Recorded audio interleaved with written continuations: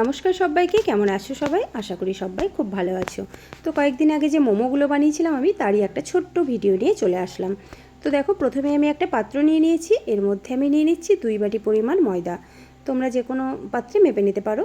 তো ময়দাটা নিয়ে আমি খুব ভালো মতো করে চেলে নিয়েছি, কারণ ময়দার মধ্যে কিছু থাকতেই পারে। তো দেখো, ময়দাটা চেলে নিয়ে তারপর এর মধ্যে আমি দিলাম স্বাদ মতো নুন আর দিয়েছি 1 চামচ সাদা তেল। তেলটা তোমরা না দিলেও মানে না চাইলে না দিতে পারো, আমি দিই। তো তেলটা দিয়ে তারপর অল্প অল্প জল দিয়ে আমি একটা ডো বানিয়ে নিয়েছি। এই ডোটাকে এবার আমি 10 মিনিট ঢাকা দিয়ে রেখে দেবো। তারপর 10 মিনিট পর আবারও একটুখানি লেচি মানে ডোটা মেখে নিয়ে আমি এটাকে লেচি কেটে নিয়েছি। তো এই যে দেখো, আমি রুটির মতন বড় বড় লেচি কেটে নিয়েছি।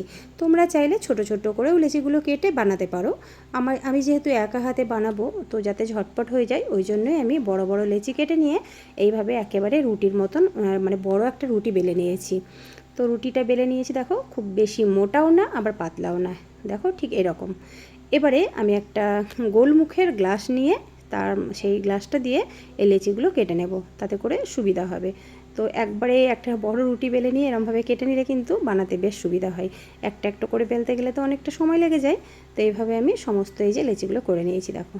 তো এবারে এর মধ্যে আমি পুর ভরে নেব।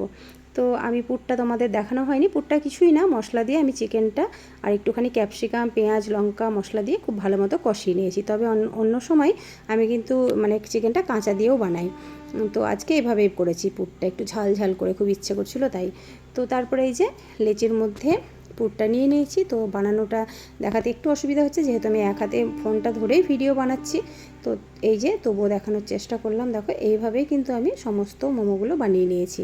তো শেপ খুব একটা সুন্দর দিতে পারি না, খুব সত্যি কথা বলতে, এই যে যেমন তেমন হয়, কোনো ব্যাপার না, ঘরেই তো খাবো, কোনো অসুবিধা নেই।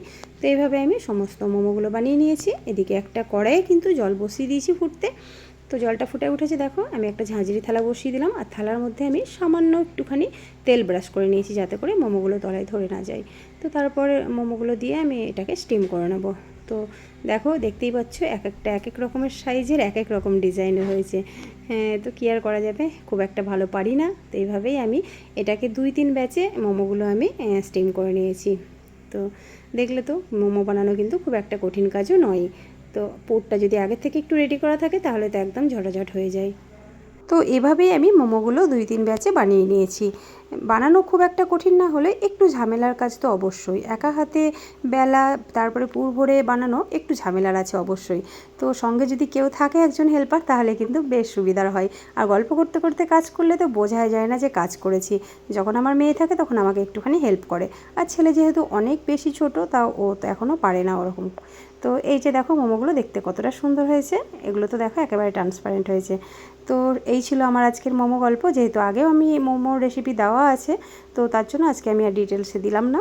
তো রেসিপিটা কেমন লাগলো অবশ্যই জানিও, মানে ভিডিওটা কেমন লাগলো অবশ্যই জানিও। ভালো লাগলে একটা লাইক, কমেন্ট, শেয়ার করে দিও, আর আমার চ্যানেলটি সাবস্ক্রাইব করে পাশে থাকার অনুরোধ রইল।